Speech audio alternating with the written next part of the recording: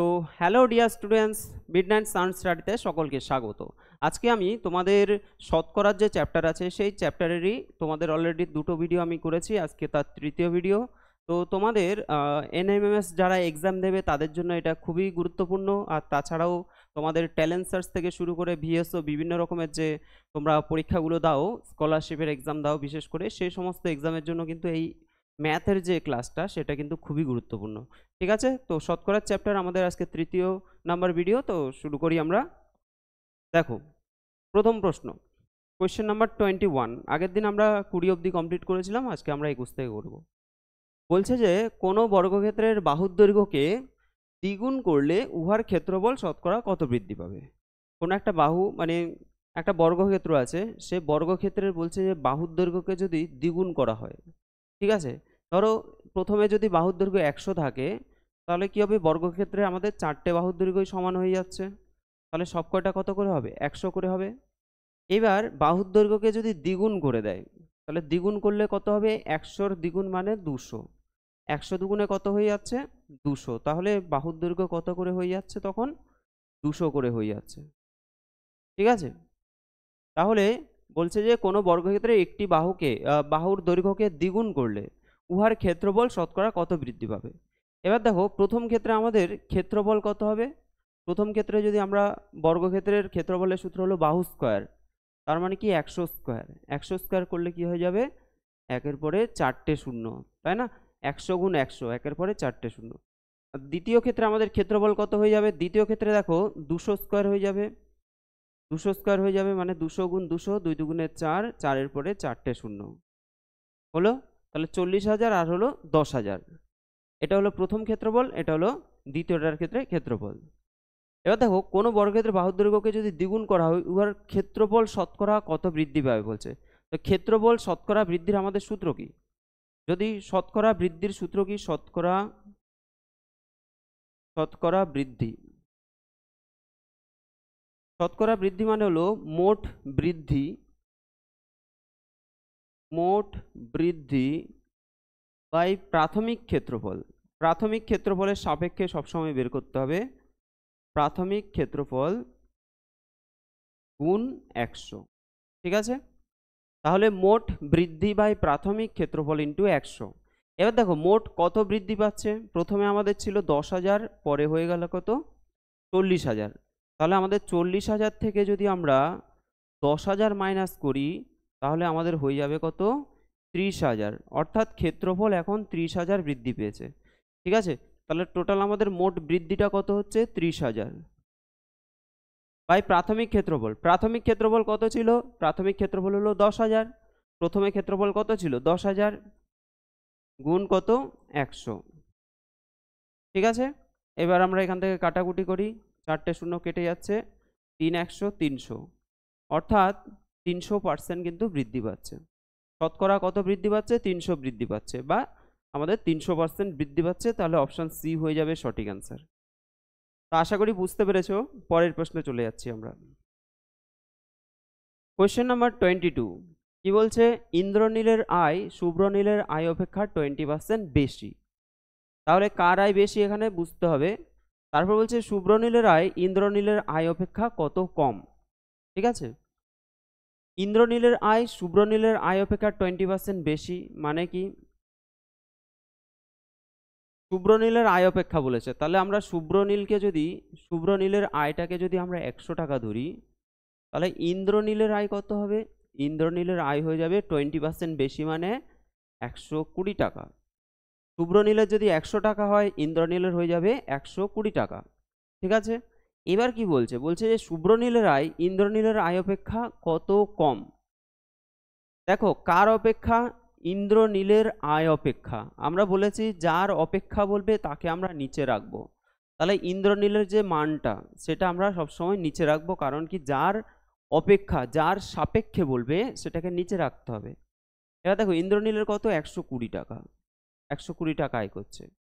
আর শুভ্রনীলের আয় ইন্দ্রনীলের আয় অপেক্ষা কত কম, নর্মালি কত কম, দেখো শুভ্রনীলের আয় ইন্দ্রনীল থেকে কত কম, 20 টাকা কম, এদের বিয়োগফল কত হচ্ছে 20।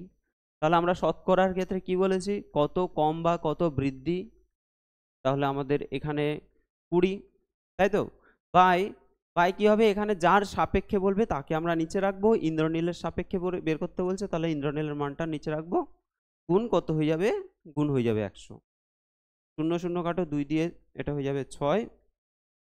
তোমাদের একটা শর্টকাট নিয়ম আমি শিখিয়েছি, 1 এর 6 মানে হলো 16.23%, তাই না? 16.23%। অথবা তোমরা এটাকে 5 যদি এটা কাটাকুটি করো আলাদা করে, যে 100/6 হচ্ছে,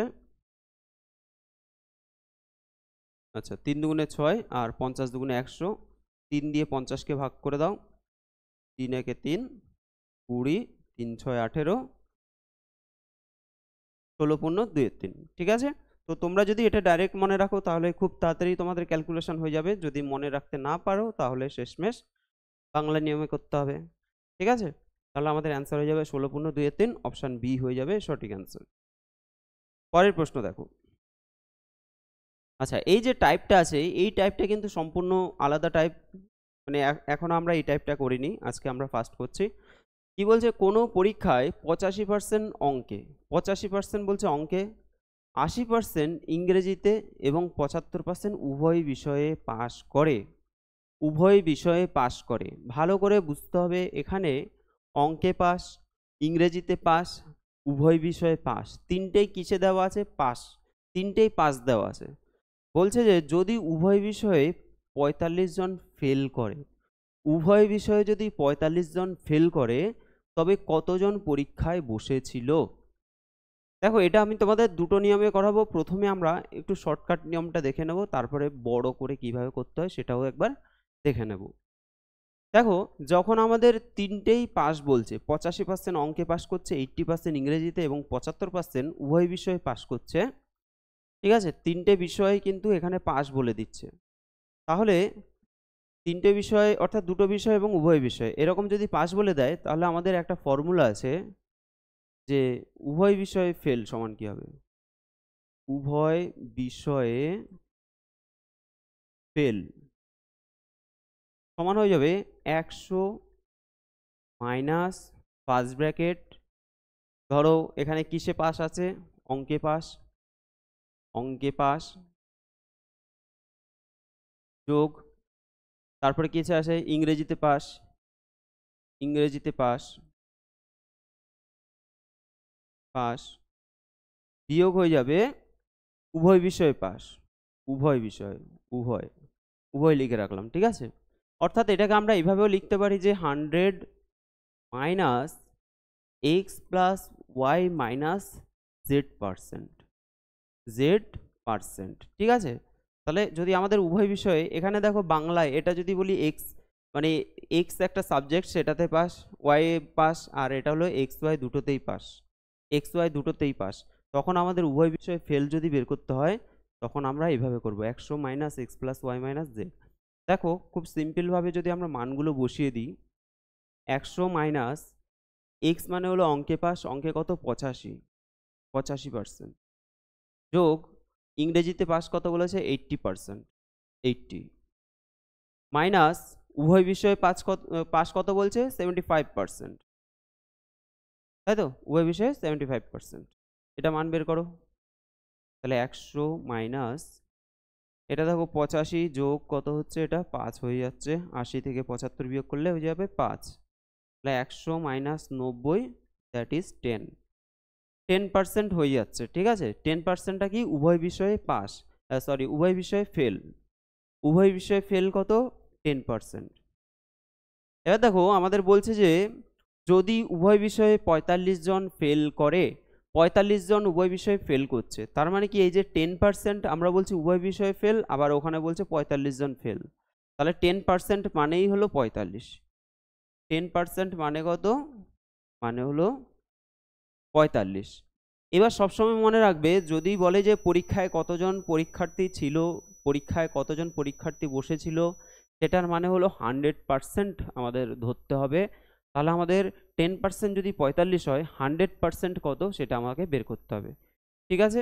এবার দেখো এখানে যদি 10কে আমরা 10 দিয়ে গুণ করি, তাহলে দুপাশে আমরা 10 দিয়ে গুণ করে দিলাম, তাহলে 10 10 এখানে কত হচ্ছে, 100%, 100% মানে এইটা গুণ করলে কত হবে, 450, তাহলে 100% মানে আমাদের বেরিয়ে গেল কত, 450 জন। তাহলে অপশান ডি হয়ে যাবে সঠিক অ্যান্সার। ঠিক আছে, এবার দেখো এটাকে যদি আমরা নর্মাল রুলসে করি, আচ্ছা প্রত্যেকে একটা ভালো করে দেখে নেবে, জাস্ট এই ফর্মুলাটা আমরা যদি ইউজ করি, এইভাবে যত অঙ্ক আছে আমরা কিন্তু কমপ্লিট করে নিতে পারবো। ঠিক আছে, তো এখানে একটা জিনিস খেয়াল রাখতে হবে যে এখানে যখন আমরা বলছি যে উভয় বিষয়ে ফেল, তখন আমাদের কিন্তু তিনটেতেই পাস থাকতে হবে। আবার যদি উভয় বিষয়ে পাস পাস যদি বের করতে হয়, তাহলে এখানে তিনটেতেই ফেল থাকতে হবে। ঠিক আছে, তিনটেতেই ফেল থাকতে হবে, তবেই কিন্তু আমরা এই ফর্মুলাটা ইউজ করতে পারবো। তো আরও যদি আমরা অঙ্ক পাই সেক্ষেত্রে কিভাবে অ্যাপ্লাই করতে হয় সেগুলো আমরা দেখে নেব। ওকে, আচ্ছা লেন্দি প্রসেসটা দেখাচ্ছি না, তোমরা এটাতেই কমপ্লিট করে নেবে। ঠিক আছে, এটাতেই কমপ্লিট, আর তোমরা কমেন্ট করবে যে যদি তোমাদের কোনো প্রবলেম হয় বা এই অঙ্কের ক্ষেত্রে অসুবিধা হয়, সেটা অবশ্যই তোমরা কমেন্ট করে বলবে। পরের প্রশ্নে চলে যাচ্ছি আমরা। কোশ্চেন নাম্বার 24 কি বলছে দেখো, মনোজিতের আয়ের 30% অভিজিতের আয়ের 22%-এর সমান। যদি মনোজিতের আয় এত টাকা হয়, তবে অভিজিতের আয় কত টাকা হবে? দেখো মনোজিতের আয়ের 30%, তাহলে আমরা মনোজিৎকে ধরো এম লিখলাম, বা এক্স লিখে নিতে পারো, এক্স লিখলেও হবে, এম লিখলেও হবে। আচ্ছা, আয়ের 30%, তার মানে কি 30/100।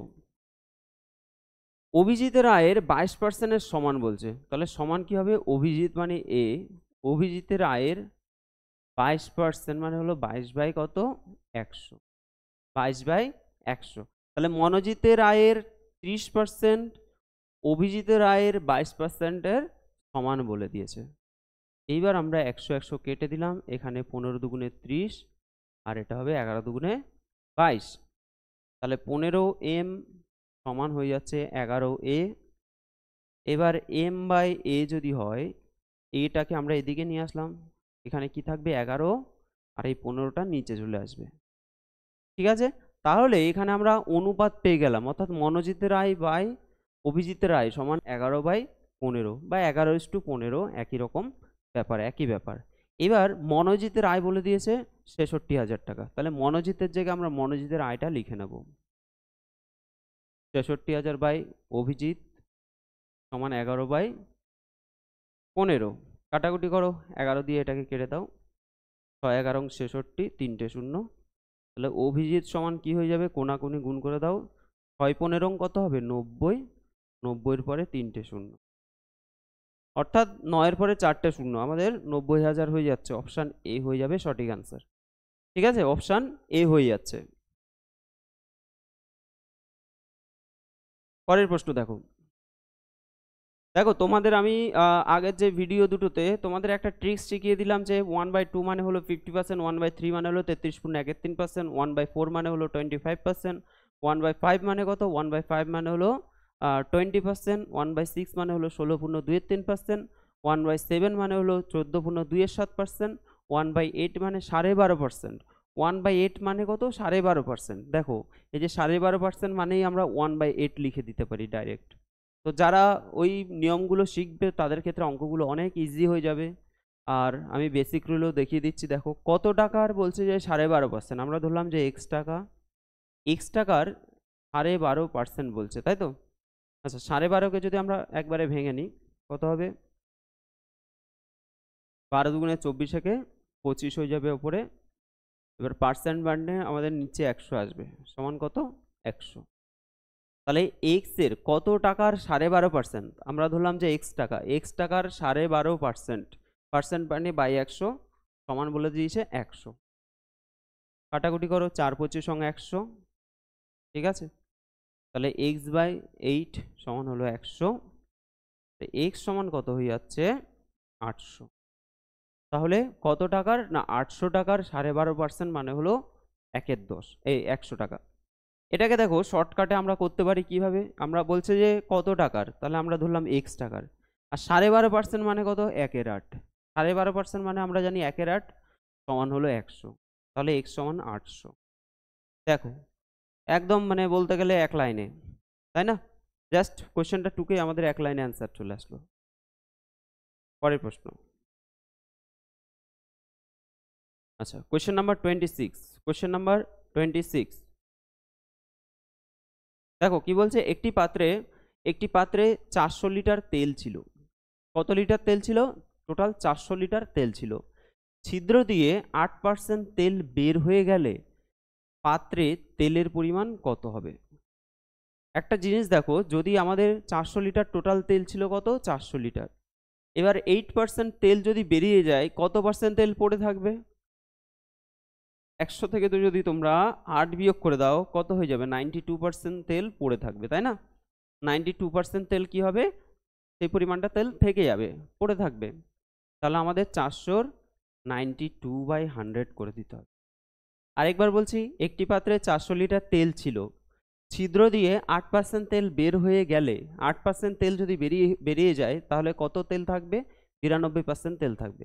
পাত্রে তেলের পরিমাণ কত হবে? ঠিক আছে, তাহলে 92/100, এখানে 0 0 কেটে দাও, কত হবে? 4 দুগুণে 8 আর 4 নং 36, 368। 368 লিটার, অপশান বি হয়ে যাবে সঠিক অ্যান্সার। ওকে, অপশান বি। কোয়েশ্চেন নাম্বার 27 বলছে যে 4% কত হবে? 4% কত হবে? একদমই ইজি কোশ্চেন। তো এখানে 4 এর মানে হলো গুণ, 4% মানে হলো 4/100। তো কত হচ্ছে এটা? 4 4 16, 16/100। তাহলে আমাদের 2 ঘর আগে দশমিক, তাহলে 0.16, অর্থাৎ অপশান বি হয়ে যাবে সঠিক অ্যান্সার। ওকে, নেক্সট কোশ্চেন। তো দেখো, এই কোশ্চেনটাও ভালো করে বুঝে নিতে হবে। এখানে বলছে যে 400 নম্বরের একটি পরীক্ষায় একজন 20% নম্বর পেয়ে 40% নম্বর পেয়ে 20 নম্বরের জন্য ফেল করে। 20 নম্বরের জন্য ফেল করে, তাহলে পরীক্ষায় পাস নম্বর কত ছিল? 400 নম্বর একজন পেয়েছে, 400 নম্বরের একটি পরীক্ষায় 400 নম্বরের একটা পরীক্ষায় বলছে যে একজন 40% নম্বর পেয়ে 20 নম্বরের জন্য ফেল করলো। দেখো, 400 নম্বরের যদি পরীক্ষা হয়, তার 40% নম্বর, তাই তো? ব্যাপারটা বলে ফেলছি কেন? আচ্ছা, এখানে কত হচ্ছে তাহলে? 4 4 16 মানে হলো 160, তাই তো?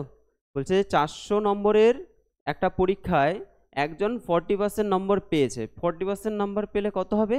তাহলে 400 এর 40% মানে হলো 400 × 40/100, দ্যাট ইজ 160। তাহলে সে 160 নম্বর পেয়েছে, পেয়ে 20 নম্বরের জন্য সে ফেল করলো। অর্থাৎ আরও যদি সে 20 নম্বর পেতো, তাহলে সে পাস করে যেত। তাহলে আমাদের সে পেয়েছে 160, তার সাথে যদি আরও 20 নম্বর পেয়ে যেত, তাহলে সে পাস করে যেত, তাই না? বলছে 20 নম্বরের জন্য ফেল করলো, তাহলে 20 নম্বর পেলেই পাস হয়ে যেত। তাহলে পাস নাম্বার কত হয়ে যাবে? 180। অপশান বি হয়ে যাবে সঠিক অ্যান্সার। ঠিক আছে, পরের প্রশ্ন। আচ্ছা, তোমাদের আজকে আমরা এইটুকুনি রাখছি। আজকে তোমাদের নেক্সট যে ভিডিও, সেটাতে আমরা পুরো কমপ্লিট করে দেবো, অর্থাৎ শতকরা চ্যাপ্টারে আর বাকি যতগুলো কোয়েশ্চেন আছে, পুরো কোয়েশ্চেনগুলো আমরা সলভ করে দেবো। তো তোমাদের আজকে ভিডিওটা কেমন লাগলো অবশ্যই সবাই কমেন্ট বক্সে কমেন্ট করবে, এবং যারা যারা চ্যানেলটা এখনও সাবস্ক্রাইব করনি তারা অবশ্যই সাবস্ক্রাইব করে নেবে। তোমাদের এনএমএমএস এক্সামের জন্য আমি অনেকগুলো ক্লাস আনতে চলেছি। তো তোমাদের হয়তো একটু ভিডিওগুলো দিতে ডিলে হচ্ছে, একটু দেরি হচ্ছে, তো অসুবিধা নেই, আমি কিন্তু এরপরে ডেইলি প্রায় ভিডিও ছাড়বো। তো তোমরা দেখতে থাকো, তোমাদের সাথে আমি আছি। ঠিক আছে, আশা করি অসুবিধা হবে না। চলো, দেখা হবে তোমাদের সাথে পরের ভিডিওতে।